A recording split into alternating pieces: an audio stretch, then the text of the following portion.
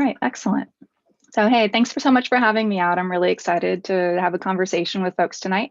And this is an interactive session. So you're going to be chatting with other people who are here and getting some time to interact with and have contact with other folks who are outside of your own home, which is pretty important in times like these. Before we get started, I have to cover some disclaimers. So the first one is that even though I work at Google, the things I say tonight are not going to be about Google specifically, and you shouldn't use any information here to try to discern things that Google is going to do in the future. And I'm not a spokesperson for Google either, just to have that be clear. The next thing we're going to talk about are some of the lies that we tell ourselves. I'll get into the theoretical underpinning for having an unplanners approach to career development, talk a little bit about Taco Bell and free lunches, and then go into risk taking and next steps. So if that sounds like a good evening for all of you, let's take a look. The first thing I need to acknowledge is that this is a different time than we usually experience. And so what I would like to do is, as we're diving in and trying to make plans for the future, I'd like us to just take a moment and consider all the folks over the past year who've undergone conditions that we couldn't have imagined last fall. And just if you can, just bear with me. I'd like to call for just a moment of silence for folks who've passed.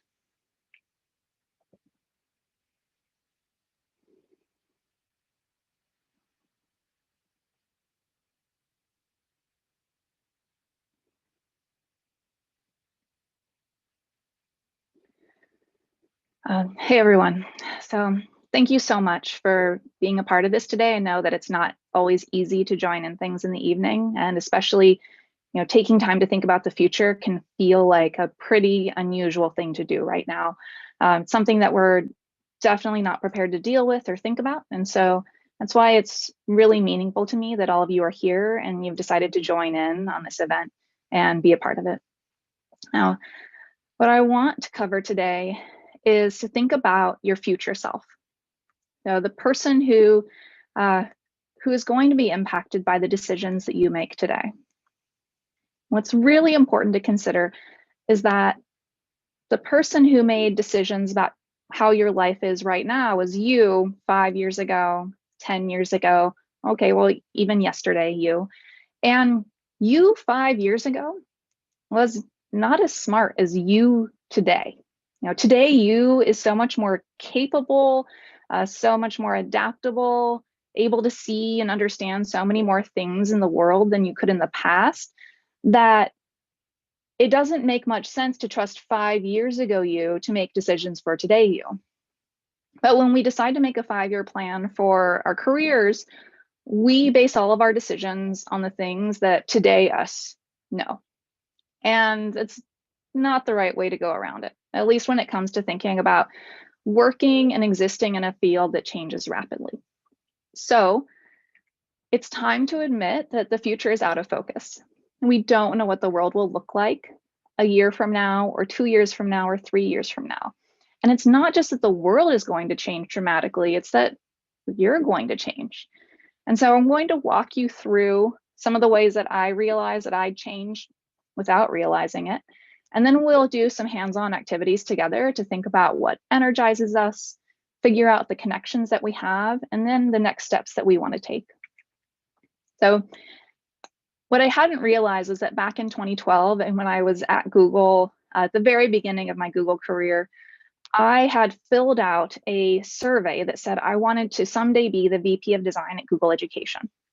The only reason I ever knew that I'd filled this thing out was that I was a new manager and I had to go onto our internal learning portal to fill out a survey about new forms of management information that I needed to acknowledge I'd received.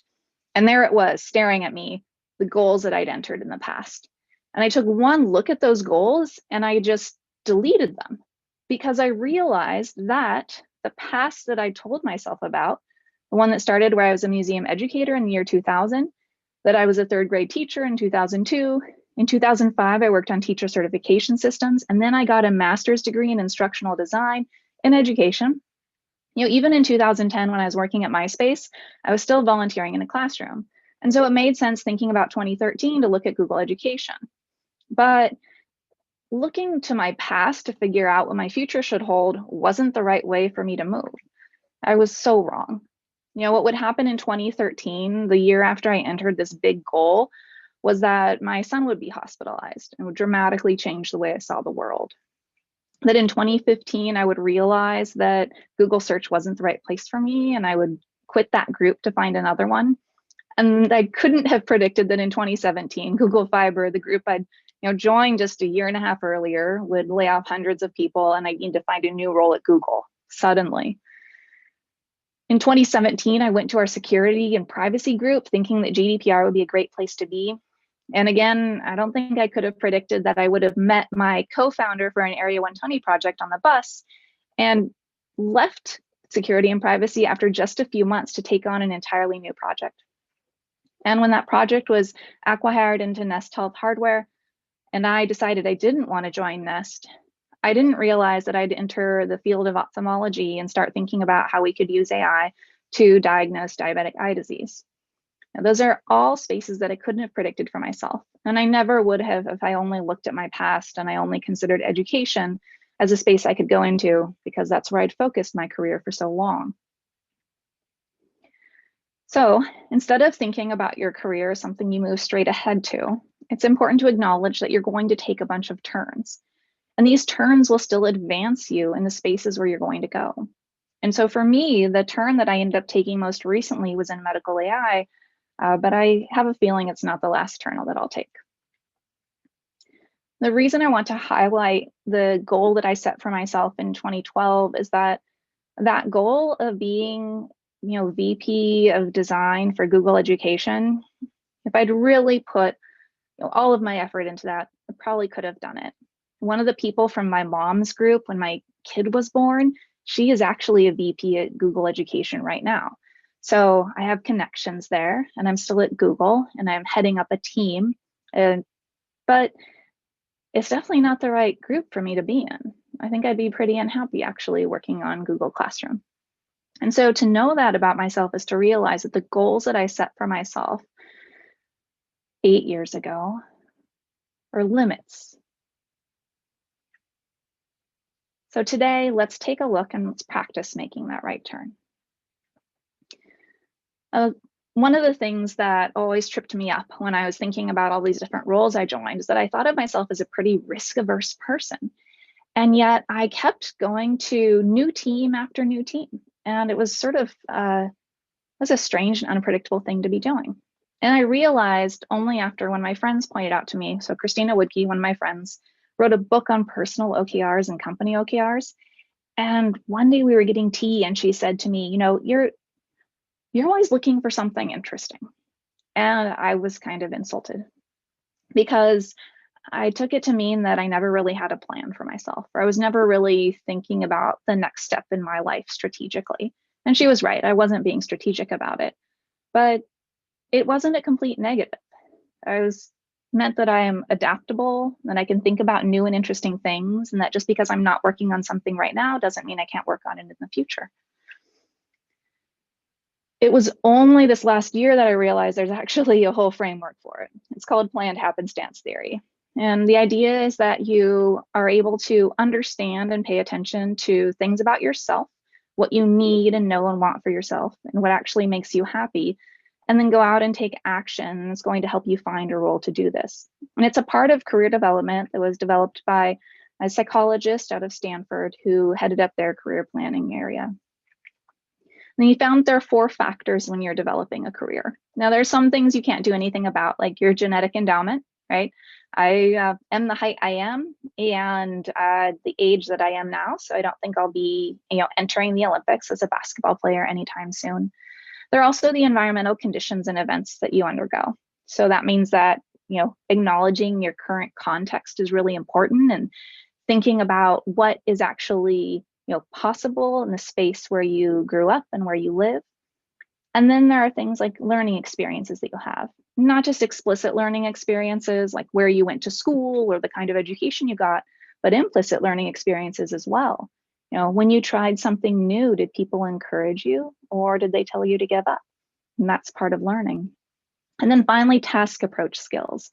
And task approach skills are a kind of fancy way of saying that chance plays a bigger role than anyone would like to admit, and that you'll need skills for creating new opportunities for yourself.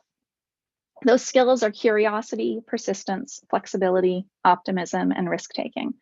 And unfortunately, I can't hand you any of these in the course of a Zoom conversation. So instead, we'll move on to the next step in how we think about creating opportunities for ourselves.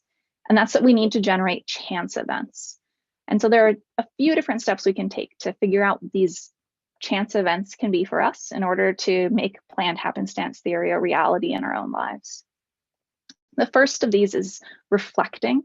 Then we'll think about how creating connection, and finally the actions that you take. And so when I think about reflecting, one of the things that I do with my own team is I ask them to figure out what are the things that drain their energy and what are the things that help give them energy. So what's their kryptonite and what's their sun, just in case you're Superman. And so what we will do in our breakout session is we're going to take a look at what your own personal form of kryptonite is and where you get your energy from. I'm going to give you a few examples from me so that you can think about what your own examples will look like.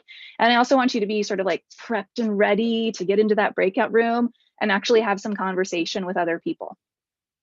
All right, so first of all, the drains. For me, when I was reflecting in my most recent performance review with my manager, I realized that territorialism is a huge drain for me. Anyone who's not thinking about collaboration, especially close colleagues, takes a lot of energy from me.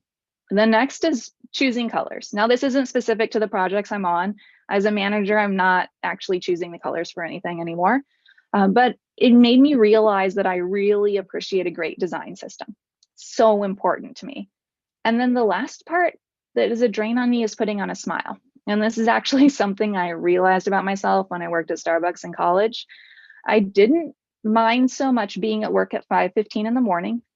I loved putting on my Walkman and taking that morning by myself time to listen to music on my way to work. What I didn't like was having to smile at everybody at 5:15 in the morning and pretending that I enjoyed being there. And so it was great for me to know what drained me. Similarly, you need to know your energizers. So for me, I've really enjoyed shifting my team to service design since we work in healthcare. You know, when I was at MySpace, I liked working on the workflows for Lady Gaga's team. You know, she had this problem where the commenting system and notifications weren't built to scale to a superstar. And so I got to work on figuring out how to make a commenting system work for somebody like Lady Gaga and her team. And then a strange one is that I really enjoyed figuring out the setup for the Taco Bell drive-through when I was in high school. I would figure out how to optimize everything and really make it work. And so those are breaking down boundaries, you know, making complicated things tractable, and then optimization are all drivers for me. They're things that really energize me and make me enjoy the work I'm doing, even more than picking any colors for anything. And so each of you are going to come up with your own lists of drains and energizers. And what we'll do during our first breakout session, and I'll be joining in one of the rooms, so I'm looking forward to seeing who I get paired up with during this process, is we'll be listing out these drains and energizers and sharing them with each other. Now, what you'll need to do first is that you're going to see a link to the New Hampshire UXPA info in the chat. So yay, there's the link. Oh, it's not linking. I'll try that again. If I just enter it. No, all right, you're gonna have to copy and paste the link. All right, so grab that link right now. Oh, excellent. Okay, it just doesn't look for like a link for me. So grab that link right now. And then that link has links out to the murals. And we have a couple of different murals. I think we'll mostly be in the first one. When you get to your breakout room, you're going to see which room number you're in. And then you're going to go to the section of the mural that has your room number. The other thing I want to really call your attention to is that there's this broadcast my cursor menu item. Turn that off so that you're not broadcasting your cursor, because you're going to have a rough scene if you're seeing everybody's cursor all the time. All right, well, I'm looking forward to getting in this breakout, and then I'll see everybody back here in 10 minutes so we can chat about drains and energizers. Thanks. All right, I'm opening up the breakout rooms now. If you have any issue getting into a room, I'll be hanging back in the main room to help you out. And if you're in the room and you need help, there is a ask for help button at the bottom. Okay, have fun.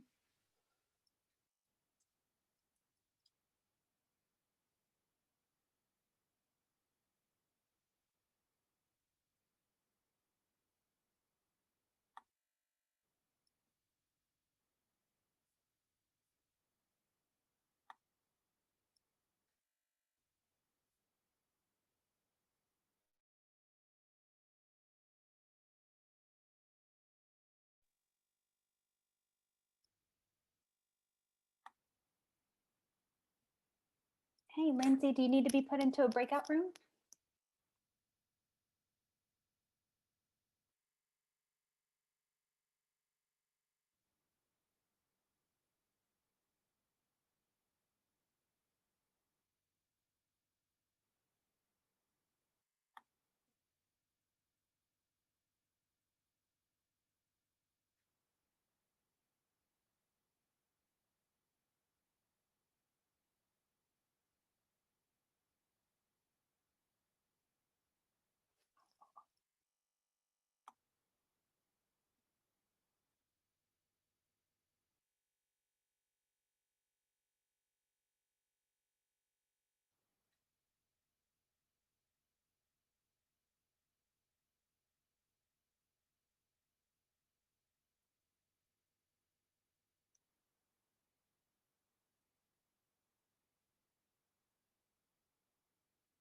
Hi, Nancy, did you need to be put into a breakout room?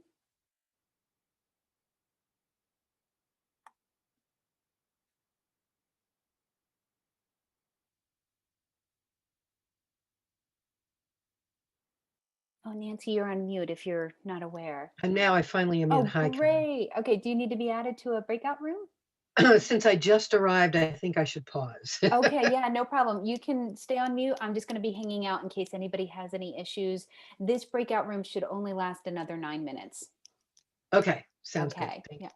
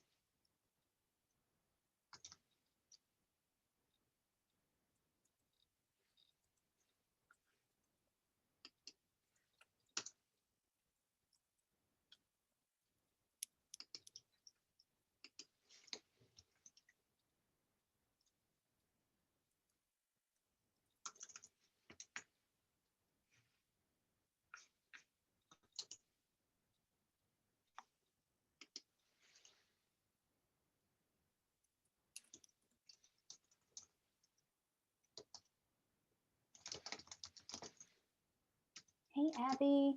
Abby. Hey, do you want me to add you to a different room?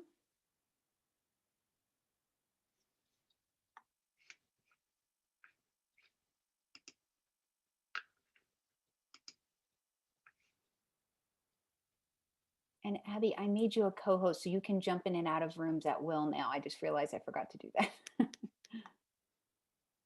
Oh, you're on mute. All right, I'm unmuting myself. Okay.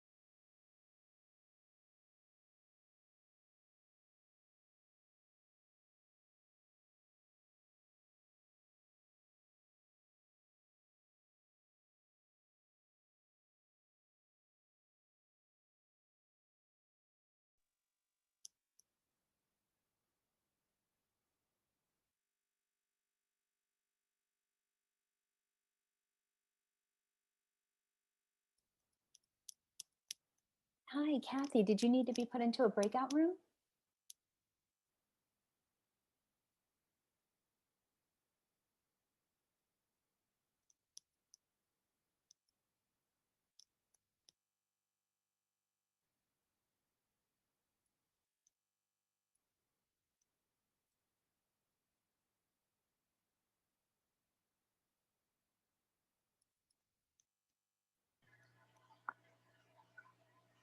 Hi, Kyle. Actually, I think I was in one, and then I saw like the mural thing on my screen, but I wasn't really sure what I should do with it. Oh, okay. Were you in the room with Kelly? I believe she was paired with you. Yeah. I think, yeah. Well, that's okay. The room's gonna close anyway in another minute. We're gonna do the breakout session again, and that should you should be able to join the next one. Did you get a chance to talk to her, and were you able to be in the room together? No, I think I wasn't sure if we were supposed to be like writing something or talking or Okay, so yeah, I was just doing this on my phone, so I'm kind of like oh, toggling in okay. between like Zoom and mural and the Sure, breakout room. that might make it difficult. If Yeah. you if it's hard to participate in the next one, that's okay. You can just let me know. You can hang back in the main room and not go to the breakout room if you don't want to, Yep. or if you want to, you can do it the way you did it. That's okay. Yeah. Okay. Yep. Thanks. Yeah. All right. So folks should be filtering, coming back into the main room one by one here.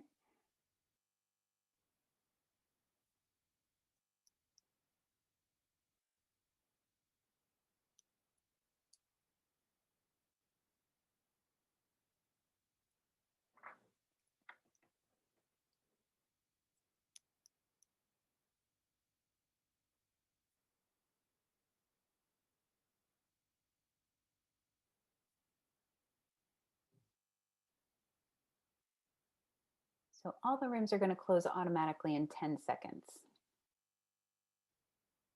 FYI for those waiting.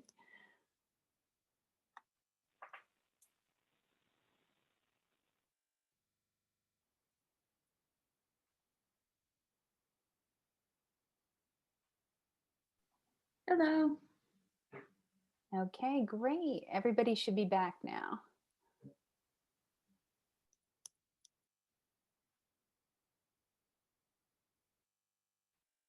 Let's see here.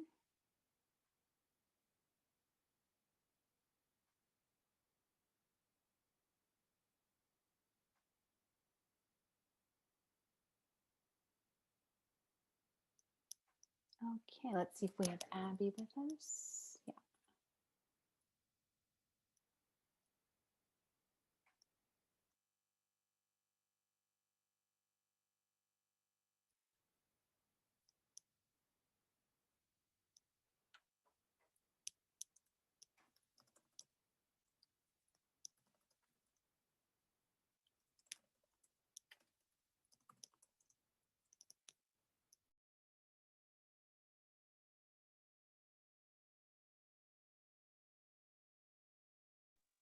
Okay, Abby, can you hear us?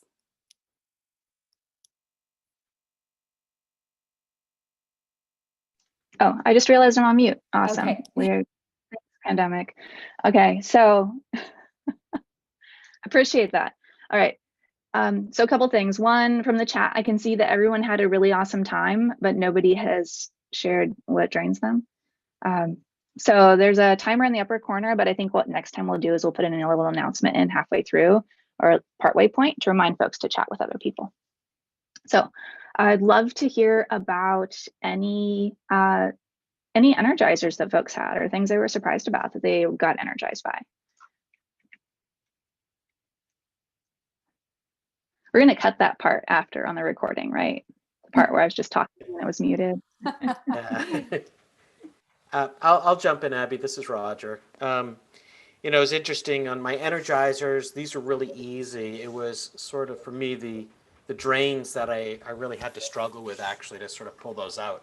Though sometimes I feel like I could just like rattle them off without an issue.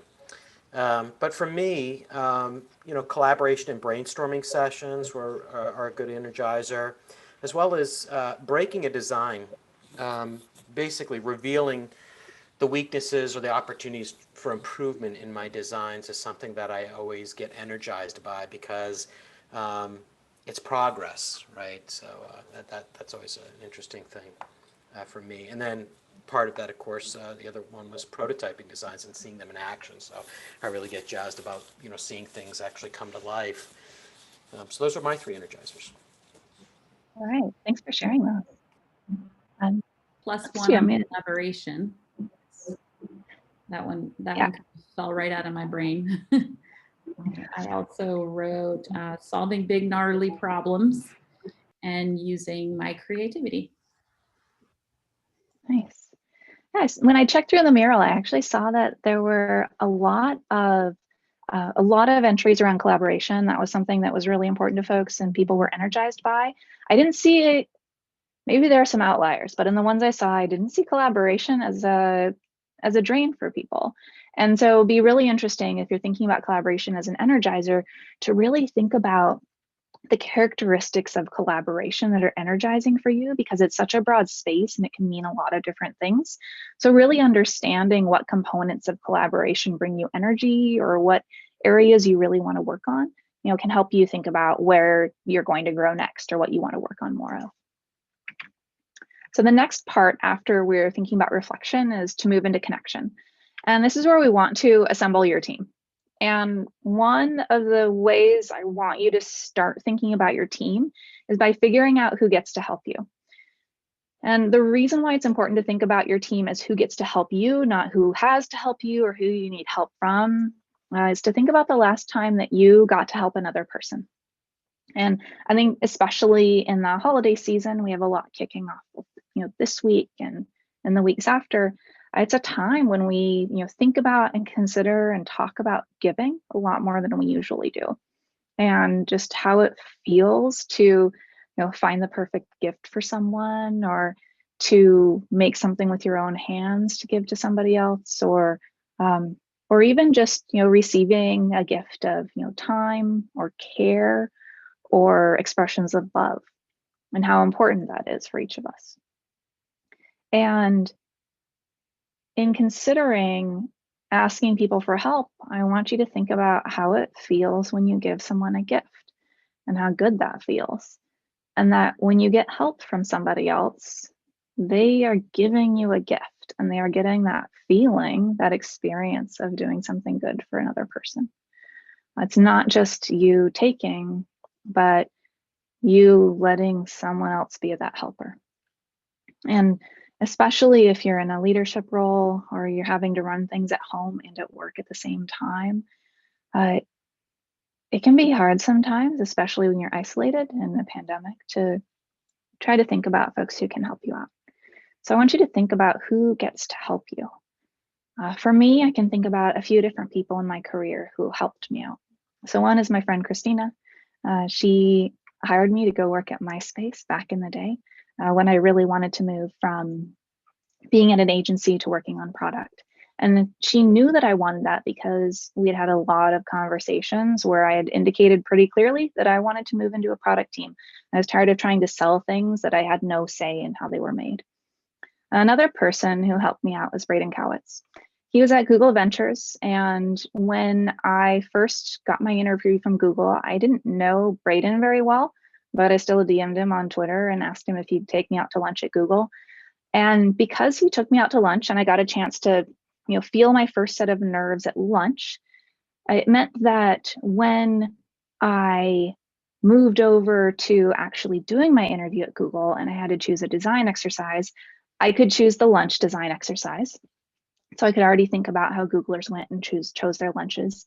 And I got to, eat and be and exist in a space I already knew. And that was really important for helping me feel comfortable for an interview. And the last person on this list is actually Kimberly Harvey. She's a voice designer at Google. And when I was looking for my next role after my Area 120 project, I'd actually chatted with her about a bunch of different opportunities. And she'd mentioned that there was this medical AI group at Google. And it's a team that I hadn't really been familiar with because I'd been so heads down on the work at Area 120. And it was really helpful just to hear from Kimberly that there was an opportunity. You know, she didn't write an intro email to the team. She didn't connect me to anyone there specifically. It was just knowing there was some opportunity that I hadn't realized existed before, and then making that next step myself that really made a difference. And one of the ways I like to think about a team actually comes from Minda Harts. I finally realized I need to stop leaving her book on my bookshelf, and instead I just leave it on my desk. So she wrote a great book called The Memo, and it's out in paperback right now. You should get it. And what she does is she talks about thinking about your team. And what the framework I really appreciate from hers is thinking about this, you know, internal team that you have, and then also thinking about your external team. And for her, she really focuses on the internal team being not just people you report to or people like your manager or your mentor, but also your mentee. Think about the mentorship relationships you have, or the people who are new to the field and what you can learn from them and what they can bring to your life as well. And so then she also discusses an external team. And when I think about this for the folks in the UX field, I'm thinking about people who are your friends, your ex-colleagues, the folks you've met at meetups or professional organizations or events. So think about those conferences we were talking about at the very beginning of this meetup. Who are the people you met at those events? And who are those people who can be on your team? And then finally, thinking about folks in your own community. And I don't just mean in the UX community, but I mean in the town where you live, and that they might have an understanding of what's going on around you. So these are the people who are in your internal team, and then also the folks who are in your external team. These are the folks who are going to help you figure out that next step in your career, even if they don't realize it at this time. Oh, and then one of the big reasons I recommend the memo is because you'll get into it later, but it has a really handy guide for getting in touch with those folks who you might not have reached out to in quite a while, which can be a little bit awkward. So what we're going to do is we're again going to go into breakout rooms. What I really want to highlight is that if the mural's not working for you, you don't have to use it. You can do this on pencil and paper, okay? And you'll be able to walk away with the pencil and paper later. So just like last time, if you want to use the mural with your group, you're going to open the link in the UXPA site first, and that's the breakout session number 2 that's in chat right now. And then you're going to make sure that you go to the different group depending on which breakout room number that you're a part of. And so hope you have a great time in there. You're going to, I hope, be with a different group of people. Ideally, we're using the Zoom randomization to make sure that you get a little bit of new flavor in each of your breakout sessions. And we'll also make sure that we have some information on where you are in the process so that you can make sure that you have enough time to discuss these different folks who are part of your team. And the instructions are right there in the breakout room as well, so that you know the different steps you need to take. Thank you so much for joining, and I'm looking forward to seeing folks in the individual breakout rooms when I join you. So cheers. All right, I'm opening up the rooms right now. And make sure again to click that link for the session number 2 in the chat right now before you go off into your room.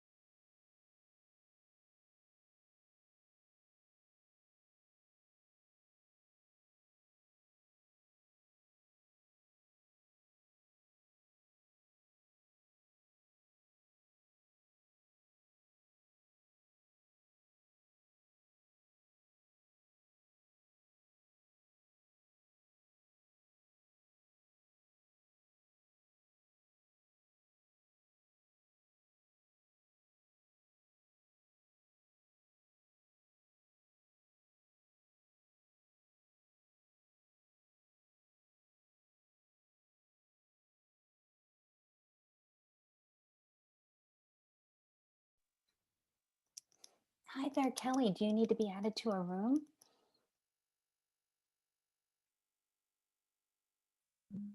Sorry, I'm good. I just need to leave. Sorry. Oh yeah, no problem. Yep.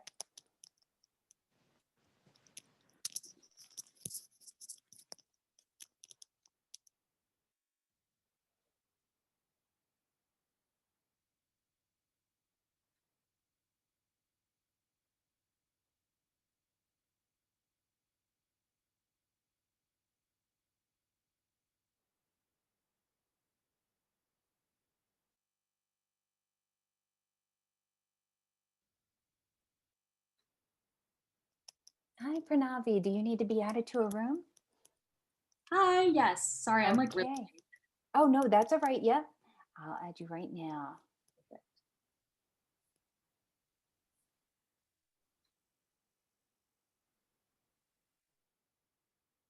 Okay, there you go.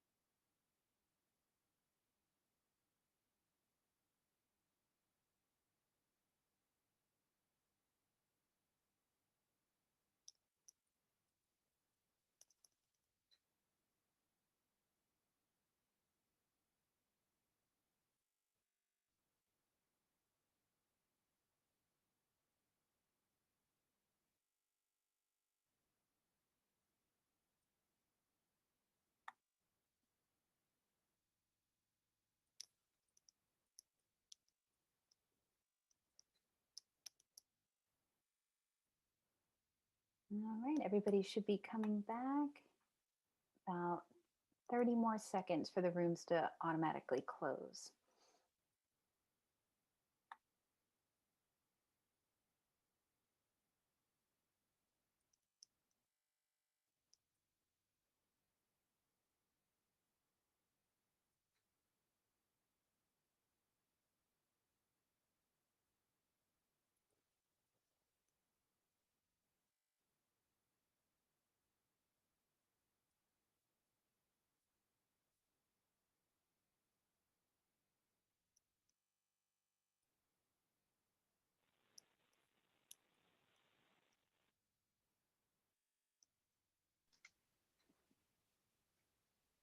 Okay, we all should be back now, I think.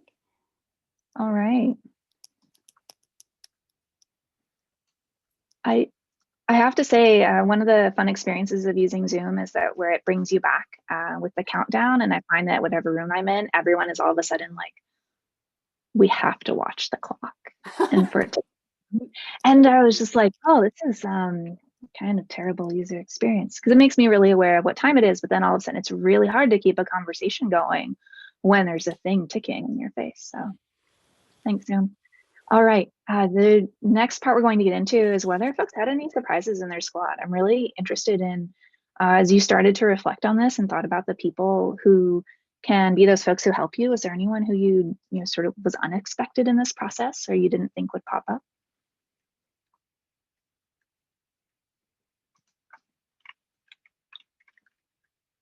No, pretty boring. Okay, we can move. I'll on to the actually next. say one, and I didn't really think about it, and he's such a support, but my husband actually, and I'm like, right, you know, he's that person. I actually consider him part of the internal team, particularly during the pandemic when he's, you know, my office mate. And, you know, I mean, we have our own spots on the other side of the house, but yeah, I was surprised by that. It's a great I question. actually added my spouse too. He's in the other room. Nate, you're on my team. Like your literal internal team. Oh no. Yeah. Exactly. It's not, we did bring up the question of like, what do we consider internal and external? Like, I think when you work at a very large organization, you can maybe have, it's a lot easier to have an internal network, or if you've been at the same company for a long time, you have a different type of internal network. And it's important to have people that you can talk about the nitty-gritty details and you're not violating your NDA, right? But then outside of that, like sometimes former colleagues actually may be part of your inside circle. So that the inside outside nature, what I thought was kind of an interesting conversation. Yeah, and one of the folks in our breakout she's a consultant, and so it's like, oh yeah, who are if you're in a consultancy all the time, how do you think of that and what does it look like, right? Especially if you're an independent proprietor. I just got to give a shout out to you, Emily. I love your setup and the Liechtenstein thing. It's excellent. Thanks. Was there any, as you start to reflect, did anyone get a surprise, or you feeling like it's a pretty good group of people? I could see myself potentially talking to these folks. No? All right, so with that then, if we have this group of folks who are interested in chatting with, and we also have reflected on the things that energize us and the things that drain us, and if we've made a commitment to generate chance events, but also not get so deep into planning that we try to plan things for our future selves, which are much smarter than we are today. So hey, current you is kind of dumb. Future you is going to be super amazing. So just trust that future you will make some good choices and give yourself some space to do that. Let's figure out what actions current, potentially not very smart you can take today. So the first part of this is the toughest, is that you need to interact with other people. And you've taken a pretty big step tonight in interacting with others, so congrats on that. But I get it, there's a pandemic going on, and when you leave your house, you wear a mask, and it makes it kind of hard to connect with others. I find that, you know, the grocery store has become a place of stress, and it used to be a place where I'd go and I just sort of like gaze at an entire wall of wheat thin flavors and just be like, wow, sun-dried tomato and basil is a flavor of wheat thins, and that is not my life anymore. I do not spend any time in the cracker aisle. I just buzz through as fast as I can. And so if we're in this life where we buzz through interactions as fast as we can, then it's going to take some real work to connect with others. And so that's where I would love to hear about how each of you can consider, starting a conversation with another person, exploring a new space or taking the lead on something. And I really want to point out, so Kathleen Mitchell, who's one of the folks who came up with planned happenstance theory, she really focuses on how, taking this opportunity to generate a chance event and start something new in your life is not about applying for a new job. It's really about thinking of a space you want to explore or understanding something about yourself and then taking the next step to see if that's a space that you want to be in more. So if you think about one of those things that energized you today, is there a way that you can bring that more into your life? Or is there a space for that as you start the new year where you can make a plan to start having more of those energizing moments? And if you want to share that in the chat, that would be great too. I'd love to hear from folks.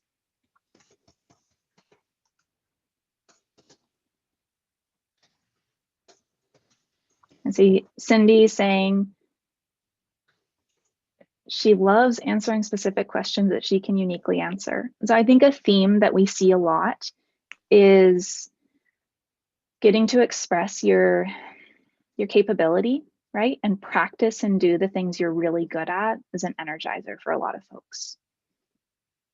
Can you repeat the question? Sorry. I would love to hear about how people are thinking about taking action on their energizers. So what are the things that you're going to start doing? Austin saying no to the things that don't energize him. Thinking about what are the things that you found that energize you that you want to try doing in this next step of thinking about how to develop your career.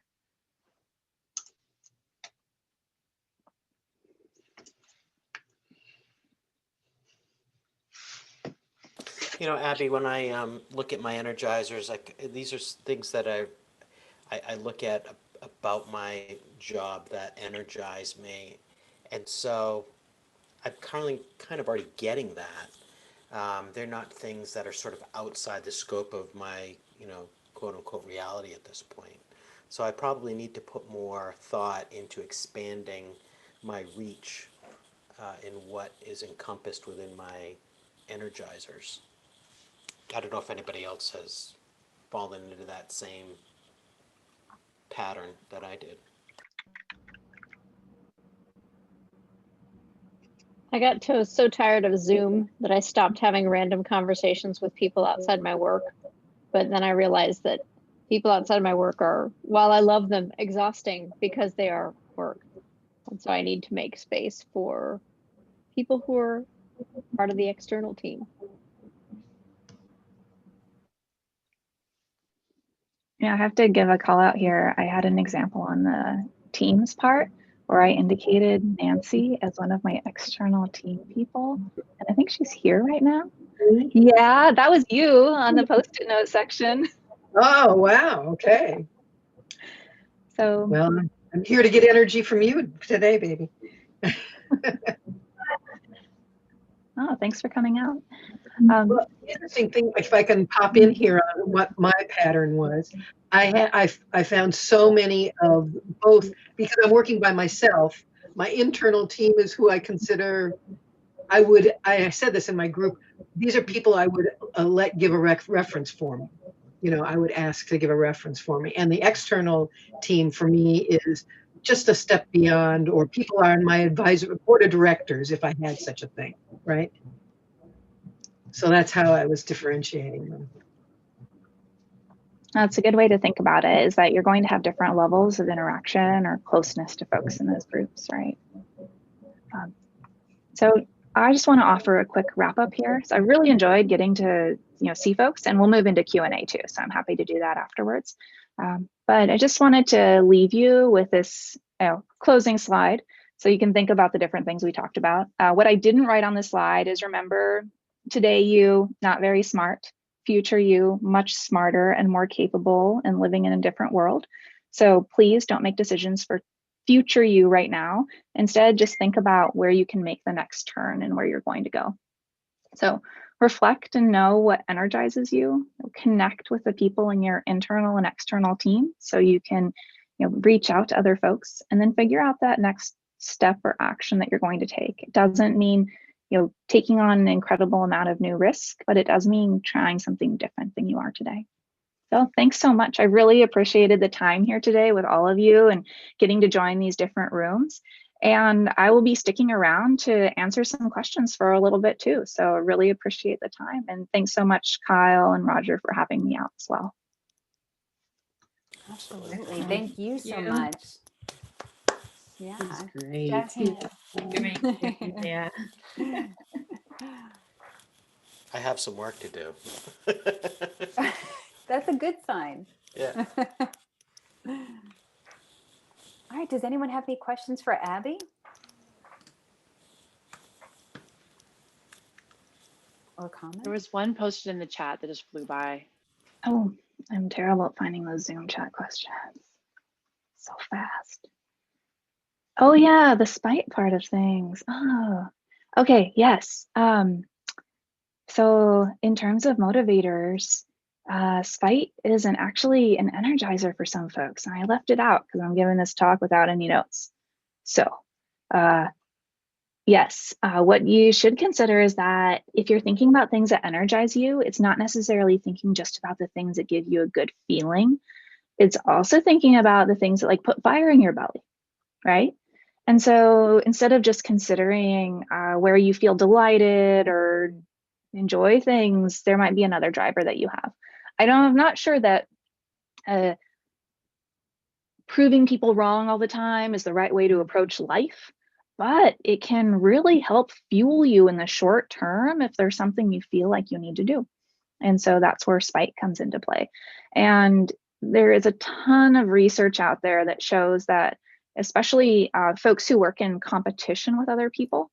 So that is research done with both runners and investment bankers out of the University of Pennsylvania, shows that folks, oh, I shouldn't say that. I can never remember. I shouldn't say University of Pennsylvania. It's like Penn State or Pennsylvania, which people in Pennsylvania get really upset about when you get it wrong. That shows that folks who are in competition and know their competitors and are friends with their closest competitors, so kind of frenemies, actually are much more successful because they have somebody who they can measure themselves against, and it helps drive them forward. Now, we're not all competitive runners or stock brokers, so that might not be true for all of us, but it's something interesting to think about, and that it's really hard to measure progress when you're isolated, but also that constant comparison is an easy way to be unhappy. So it's probably a balance to find there.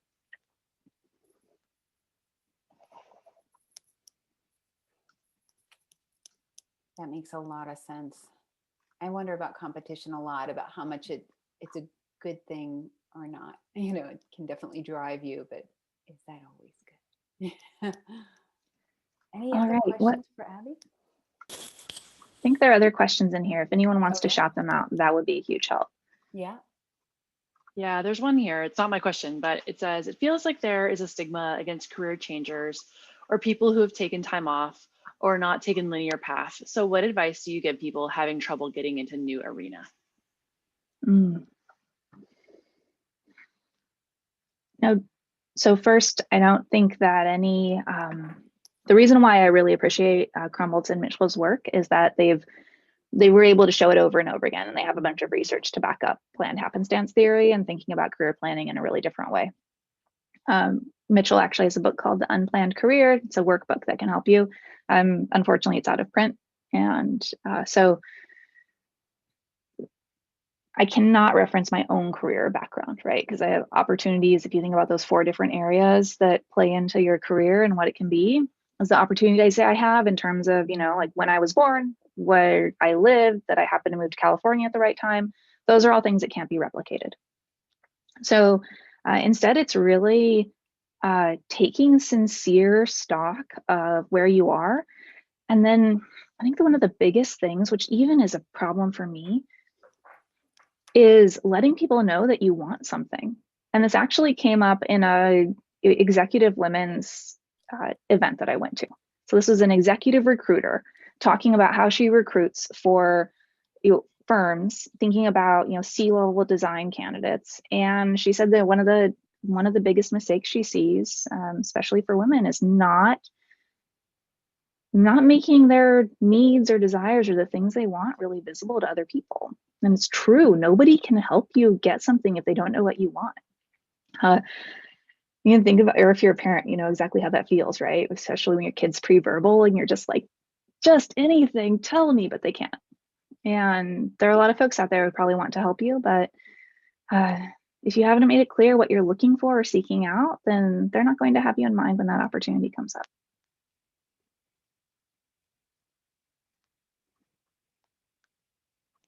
I had a question about your upcoming book.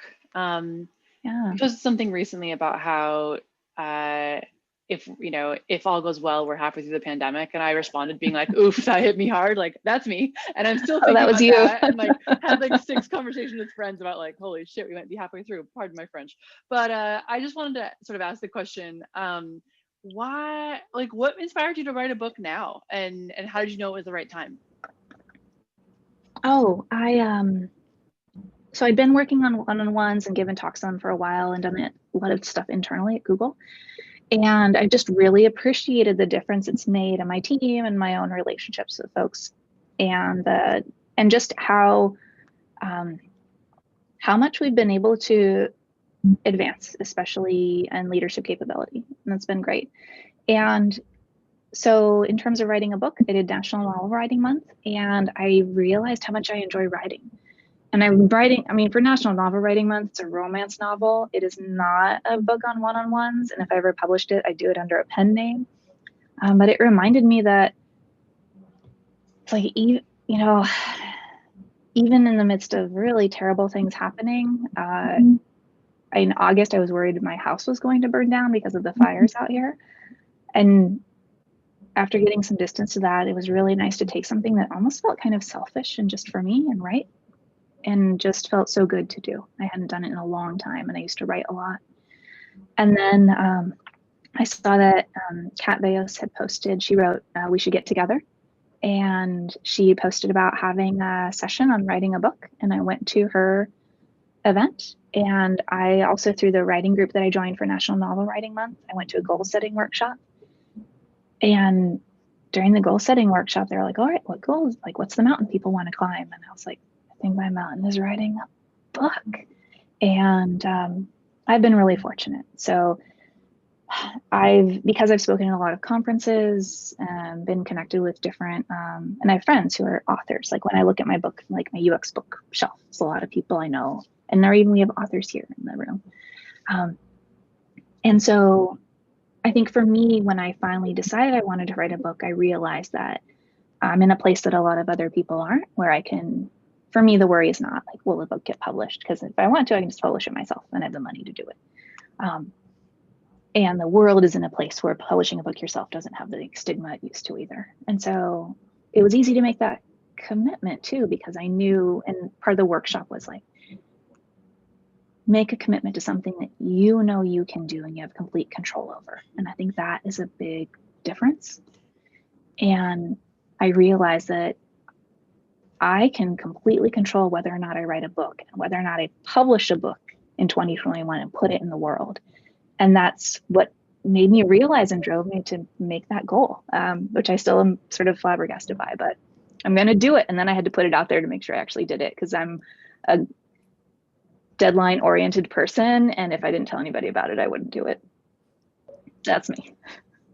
Thanks for letting me tell a long story of that. And I think Dan Zalman, you have a question as well.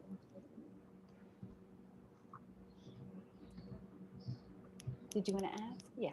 Yeah. Sorry, I had to unmute myself. So I wrote. I was reading what I wrote. I'm feeling a little stuck in the space that I'm currently in, and what my repertoire has been, and having trouble visualizing what a right turn could look like. That kind of goes somewhere new. And I know that what you're describing is really a process where you maybe haven't visualized that in advance. But I'm wondering if you have any advice on how I how I could visualize possibilities like that. Oh, yeah. So one of the things that Krumboltz and Mitchell point out that's really big is being open to having conversation with other people. So it's a pretty tough thing in the pandemic. Like I can tell you on my Area 120 project, it was just a random bus conversation where I saw a person's pitch for their startup. And as a designer, I was like, ooh, I can help you with that. And that just led to us working together and eventually pitching this product. But that's the difference, right? Is that it started with me leaving my headphones off when I was on the bus. And so I think that's the idea. Like, how do you leave your headphones off? Or how do you spend that extra time? So in the writing group I go to, it's a heads down writing group. You don't talk to people, you're just on Zoom and you type. But on Wednesdays after writing, there's a 15-minute time when you get into a Zoom with other people. And I was really freaking nervous the first time I went into it because I was like, I'm not a real writer. I'm doing NaNoWriMo and I'm writing a romance novel. And I've never done that before. But it was taking that risk. And so the risks that we take in our careers, they don't have to be huge risks, right? It's just a 15-minute Zoom with strangers you don't ever have to see again. Leaving your headphones out on the bus, or being willing to step into a situation that you might not have, or try something new. The risks don't have to be enormous. It doesn't mean quitting your job, but it means trying something different than you usually expect of yourself. It's the only way you're going to make a change. Thanks. I love that. That's great. Any other questions for Abby here? I don't see any others in the chat. Well, like Christine said in the chat, I hope you are going to be able to come back after you've written your book and do another talk for us on one-on-ones. I would love that. Yeah, that would be terrific. One thing I have to get on the Zoom here is that I really enjoyed the intro part with Kyle and Roger. It reminded me of the NPR public radio sketches. And I feel like you two should just start a bit that has your local New England flavor to it. Well, it'll.